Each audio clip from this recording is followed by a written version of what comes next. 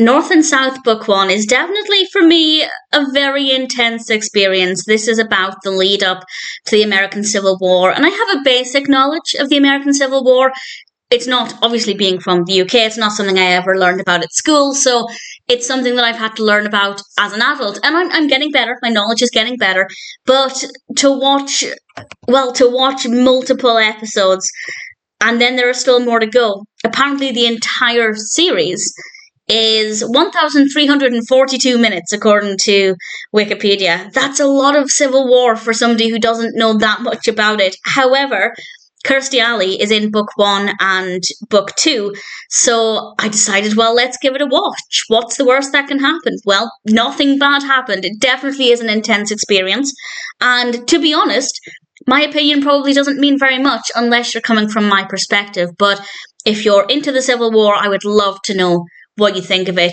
This was released in 1985. It's created by Douglas Hayes, and book 1 is called North and South, of course, and it's about the lead up to the American Civil War, and in particular it's focusing on a few key characters and their families. However, it just so happens that one of the characters is from the South, one's actually the son of a plantation owner, and one is from the North, and obviously as we head towards the Civil War, that's going to become more of a problem for their friendships, for their families interacting with each other, and kind of book 1 feels like it's setting the scene, establishing the characters, establishing the themes, but there is a little bit more substance to it than that. I mean, there has to be, given the length of it. There are 6 episodes, and each episode is apparently 90 minutes. I didn't watch it all in one chunk. I watched a couple of episodes and then a couple more over a weekend. There's no way I could sit and watch this in one sitting.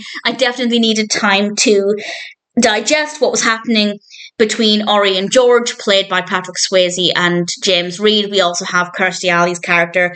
Maybe I'm biased, but I think her character was the most interesting.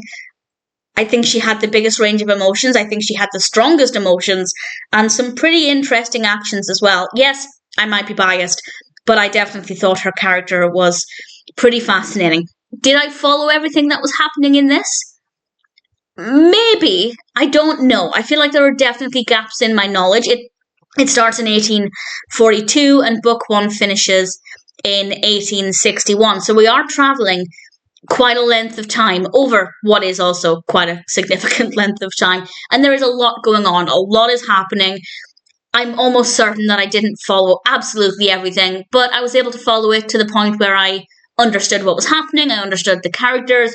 So if, like me, you know very little about the American Civil War, but you want to start to learn about it, this could be a good one to go with, but it is a lot. It is intense. There's a lot happening. There are a lot of characters.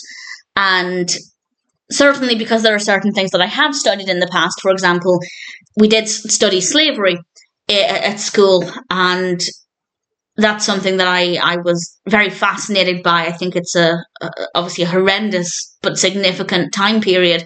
There were bits of this that obviously I could understand there, and some interesting characters on that front. So there are definitely attitudes as well that I could follow and understand. And I think it was easy to have quite an emotional response to that.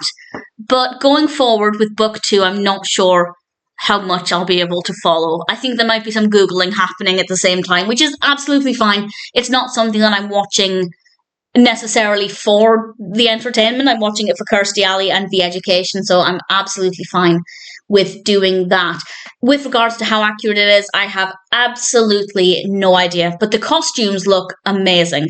They look really great, but if anybody has any thoughts on how accurate it is, how accurate the portrayal is, the language, the costumes, please feel free to let me know. I have to take it all with a pinch of salt, but it felt immersive. It felt very easy to feel like I was there at the time. So ultimately, an enjoyable experience, but once is enough. But if I were to ever study the American Civil War, if I wanted to dive more deeply into it in a lot more deep detail, which I may well do one day, I might check this out again. Am I looking forward to book 2? I'm looking forward to Kirstie Alley, but it's not something I could watch back to back. I'll probably watch book 2 next weekend because I do have the DVDs for those already. And I think things are probably going to get a lot more intense. I feel like there will be bits that I don't understand as much. As I said, I will probably have to do a little bit more Googling, whereas book one was more setting the scene, establishing the characters and their relationships and their perspectives, with several aspects of the narrative happening as well. So keen to see what book two is like, but for now I can say book one is an intense experience. I understood it enough, I followed it enough, but if, like me, you are quite new to the American Civil War, I think there will be aspects that are maybe not as easy to fully understand or to have such a strong emotional response to. It's an interesting enough experience. It seems good, but I can't comment on the accuracy.